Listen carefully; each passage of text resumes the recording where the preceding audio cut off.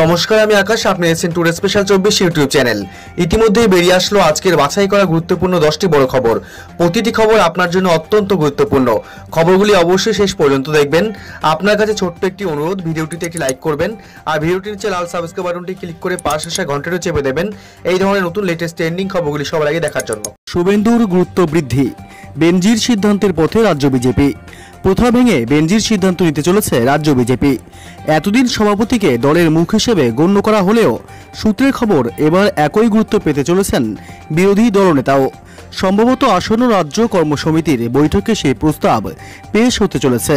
সেই প্রস্তাব গৃহীত হলে এ রাজ্যে দিলীপ ঘোষ ও শুভেন্দু অধিকারীর মধ্যে গুরুত্বের বিচারে যে কোনো ফারাক থাকবে না তা বলাই বাহুল্য। আগামী 29শে জুন হেস্টিংসে বসতে চলেছে রাজ্য বিজেপির কর্মসমিতির বৈঠক।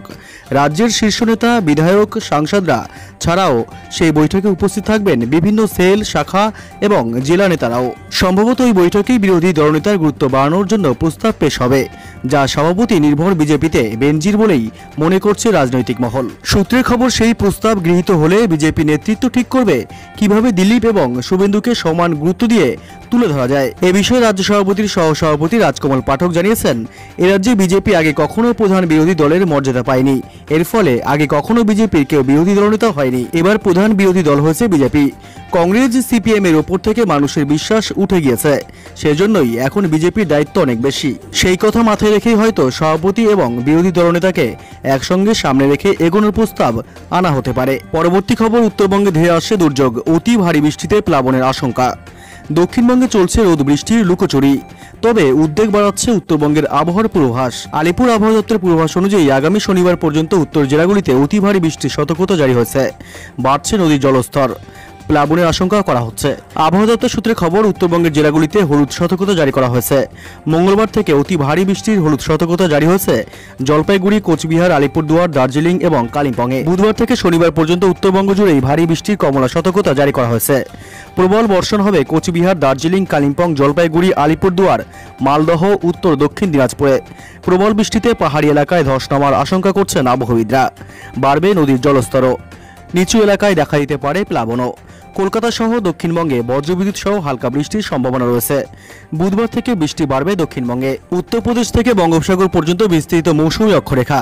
এই অক্ষরেখা ঝাড়খণ্ড এবং উড়িষ্যার উপর দিয়ে গিয়েছে। এর প্রভাবে জলীয় বাষ্প ঢুকেছে রাজ্যে। সক্রিয় মৌসুমী বায়ুর প্রভাবে বঙ্গে বৃষ্টি চলছে। ছত্তিশগড় এবং ঝাড়খণ্ডে ঘূর্ণাবর্তের প্রভাবে বৃষ্টির সম্ভাবনা রয়েছে। পরবর্তী বড় খবর, হেসেলে কিছুটা স্বস্তি, আরও কিছুটা সস্তা হলো সর্ষে সহ একাধিক ভোজ্য তেলের দাম। আম আদমির জন্য স্বস্তির খবর, আন্তর্জাতিক বাজারে চওড়া পতনের পর দেশের বাজারেও সর্ষে সহ ভোজ্য তেল আগের থেকে এখন অনেকটাই সস্তা হয়ে গেছে। গত সপ্তাহ থেকেই সয়াবিন, সর্ষের তেলের দাম কমতে শুরু করেছে। চাহিদা পূরণে দেশীয় উৎপাদন পর্যাপ্ত না হলেও আমদানি করা তেলের তুলনায় তা অনেকটাই সস্তা। তবে দেশীয় বাজারে সর্ষে বীজের যে ঘাটতি দেখা দিয়েছিল সেটাও এখন কিছুটা কমেছে বলে দাবি ব্যবসায়ীদের। এরই মধ্যে গত 8 জুন থেকে খাদ্য নিয়ামক সংস্থা FSSAI সর্ষের তেলে ভেজাল রোধে নয়া নিষেধাজ্ঞা জারি করেছে, যে কারণে খাঁটি সর্ষের তেলের চাহিদাও এখন আগের থেকে বেশি। চাহিদার তুলনায় বাজারে সর্ষে বীজের যোগান কম। গত সপ্তাহের তথ্য অনুযায়ী সপ্তাহান্তে সর্ষে বীজের দামে উন্নতি হয়েছে। চলতি মরশুমে কৃষকেরা যে দাম পেয়েছেন তা থেকে আসন্ন মরশুমে উৎপাদন জোরদার হওয়ার আশা করছেন তারা। বিশেষজ্ঞরা ধারণা করছেন আসন্ন মরশুমে একাংশে কৃষক গমের পরিবর্তে সর্ষে চাষে বেশি আগ্রহ দেখাতে পারেন। তবে কতটা সস্তা হলো সর্ষে সহ একাধিক ভোজ্য তেলের দাম? সপ্তাহখানেক আগে প্রতি কুইন্টাল সর্ষে বীজের দাম ছিল 7,275 থেকে 7,325 টাকা, যা সপ্তাহান্তে কমে হয়েছে 7,125 টাকা থেকে 7,175 টাকা। স্বাভাবিকভাবেই সর্ষে বীজের দামের পরিবর্তন খুচরো বাজারে তেলের দামেও বড়সড় বদল ঘটাবে বলে আশা করছেন ব্যবসায়ীরা। সর্ষের পাক্কি ঘানি এবং কাচ্চি ঘানি তেলের টিন প্রতি দাম সপ্তাহান্তে কমে হয়েছে 2,300 থেকে 2,350 টাকা, যা সপ্তাহখানেক আগে ছিল 2,400 থেকে 2,500 টাকা। গত মে মাসে যে ব্র্যান্ডেড 1 লিটার সর্ষের তেলের দাম উঠে গিয়েছিল 180 টাকায়, এখন তা খুচরো বাজারে কমে হয়েছে 170 টাকা। সয়াবিন তেলের ক্ষেত্রেও একই রকম হ্রাস ঘটেছে। এই দাম আরও কমতে পারে বলেই আশা করা হচ্ছে। পরবর্তী বড় খবর, বাড়লো ইনকাম ট্যাক্স রিটার্ন জমা দেওয়ার সময়সীমা। দিন ভুল করলেই গুনতে হবে মোটা টাকা। কোভিডকালে করদাতাদের সুবিধা দিতে বড় সিদ্ধান্ত নিল আয়কর দফতর। করোনা অতিমারিতে বিপর্যস্ত অর্থনৈতিক পরিস্থিতি বিবেচনা করে 2020 থেকে 2021 অর্থবর্ষের জন্য ইনকাম ট্যাক্স রিটার্ন দাখিল করার সময়সীমা বৃদ্ধি করল আয়কর দফতর। আয়কর বিধি অনুসারে গত 31শে মার্চ শেষ হওয়া ITR 1 বা ITR 4 জমা দেওয়ার জন্য 31শে জুলাই অবধি সময় ছিল। এবার সেই সময়ই আরও বৃদ্ধি করা হলো। 2020 থেকে 2021 অর্থ বছরে অর্জিত আয়ের জন্য 31শে জুলাইয়ের পরিবর্তে 30 সেপ্টেম্বর পর্যন্ত ট্যাক্স রিটার্ন জমা দিতে পারবেন করদাতারা, এমনটাই জানিয়েছে আয়কর দফতর। কেন্দ্রীয় প্রত্যক্ষ কর বোর্ড CBDT বেশ কিছু সংস্থার জন্য রিটার্ন দাখিলের সময়সীমা 30শে নভেম্বর 2021 পর্যন্ত বাড়িয়ে দিয়েছে। শুধু তাই নয়, জরিমানা সহ ইনকাম ট্যাক্স রিটার্ন দায়েরের সময়সীমাও বাড়িয়ে দিয়েছে সরকার। এর আগে গত বছরে যা 30শে সেপ্টেম্বরের সময়সীমার পরেও আয়কর রিটার্ন দাখিল করতে ব্যর্থ হয়েছেন, তাদের এবছর জরিমানা সহ ITR ফাইল করতে হবে। তবে সময়সীমা বাড়িয়ে স্বস্তি দেওয়া হয়েছে তাদেরকেও। পরবর্তী খবর, বিশ্ব স্বাস্থ্য সংস্থা বা WHO এর নতুন গাইডলাইন। ডেল্টার কারণে ভ্যাকসিন নেওয়া থাকলেও মাস্ক পরতেই হবে। ডেল্টা ভাইরাসের প্রকোপ গোটা বিশ্বজুড়েই বাড়ছে।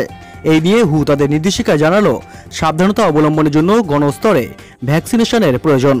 বিশ্ব স্বাস্থ্য সংস্থা বা WHO বলেছে, ডেল্টার মতো ভ্যারিয়েন্টের সংক্রমণ ক্ষমতা অত্যন্ত বেশি এবং ইতিমধ্যেই অনেক দেশে এটি ছড়িয়ে পড়েছে। নিরাপদে থাকার জন্য ভ্যাকসিনেশনে জোর দেওয়ার পাশাপাশি মাস্ক ব্যবহারেও গুরুত্ব দিতে বলেছে WHO। তাদের পক্ষ থেকে বলা হয়েছে, পুরো ভ্যাকসিনেশন সম্পন্ন হওয়ার পরও মাস্ক ব্যবহার করতেই হবে। সেই সঙ্গে বজায় রাখতে হবে সামাজিক দূরত্ব এবং অন্যান্য সুরক্ষাজনিত বিষয়গুলি। বিশ্ব স্বাস্থ্য সংস্থা বা WHO উল্লেখ করেছে, করোনা ভাইরাসের ডেল্টা ভ্যারিয়েন্ট খুবই সংক্রামক ও আগের থেকে অনেক বেশি ক্ষতিকারক।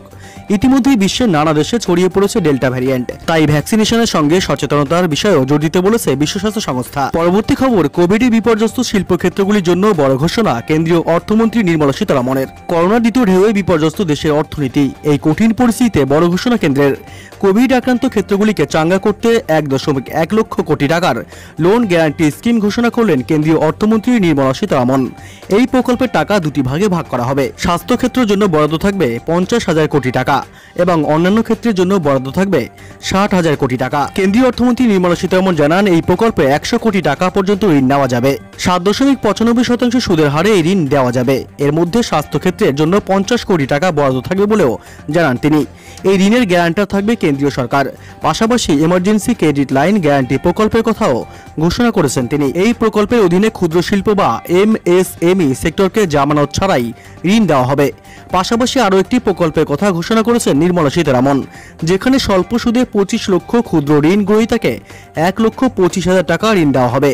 এছাড়াও পর্যটন শিল্পকে উদ্ধৃত করতে ট্রাভেল এজেন্সিগুলোকে 10 লক্ষ টাকা পর্যন্ত ঋণ এবং ট্যুরিস্ট গাইডদের 1 লক্ষ টাকা ঋণ দেওয়ার কথা ঘোষণা করেছেন কেন্দ্রীয় অর্থমন্ত্রী নির্মলা সীতারমণ। পরবর্তী খবর, দূরত্ব ভুলে বিজেপির সঙ্গে ফের ঘনিষ্ঠতা বাড়াচ্ছে রাজীব। জোড়া চিঠি পাঠালেন নেতৃত্বকে। রাজনৈতিক শিবির বদলের পর 21-এর ভোটে হারের ধাক্কা সামলাতে খানিকটা সময় লেগেছিল। সেই সময়ের মধ্যে ফের পুরনো দল তৃণমূলের কাছে ঘেঁষতে দেখা গিয়েছিল রাজ্যের প্রাক্তন মন্ত্রী তথা বিজেপি নেতা রাজীব বন্দ্যোপাধ্যায়কে।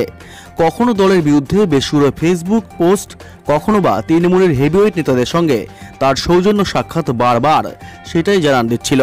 মনে করা হচ্ছিল পুরনো দলে ফেরার জমি শক্ত করতে চাইছেন বোধহয় রাজীব। অন্যদিকে গেরুয়া শিবিরের সঙ্গেও দূরত্ব বাড়াচ্ছিলেন তিনি। কিন্তু শনিবার সেসব জল্পনা ওলটপালট হয়ে গেল। বিজেপি রাজ্য দপ্তরে জোড়া চিঠি পাঠিয়ে রাজীব বন্দ্যোপাধ্যায় বোঝালেন তিনি রয়েছেন বিজেপিতেই, দলের কাজ করছেন। এর ফলে তা নতুন সমীকরণের সূচনা করে দিল বলে মত রাজনৈতিক মহলের একাংশের। বিজেপি সূত্রে খবর, রাজীব বন্দ্যোপাধ্যায়ের তরফে শনিবার দুটি চিঠি এসে পৌঁছেছে দলের রাজ্য দপ্তরে। নিজের এলাকা ডোমজুড়ে ভোট পরবর্তী হিংসার জেরে কতজন বিজেপি কর্মী এখনও ঘরছাড়া রয়েছেন তা বিস্তারিতভাবে খোলা চিঠিতে জানিয়েছেন রাজীব। দলের রাজ্য সাধারণ সম্পাদক অমিতাভ চক্রবর্তী এবং সহ সম্পাদক প্রতাপ চট্টোপাধ্যায়কে দুটি চিঠি পাঠিয়েছেন ডোমজুড়ের প্রাক্তন বিধায়ক। তিনি জানিয়েছেন, ভোটের পর থেকে ডোমজুড়ে যেসব অশান্তির ঘটনা ঘটেছে তাতে যারা নানাভাবে ক্ষতিগ্রস্ত হয়েছেন তাদের ক্ষতিপূরণের আবেদন জানিয়ে বিজেপি রাজ্য দপ্তরে পাঠানো হয়েছে তালিকা।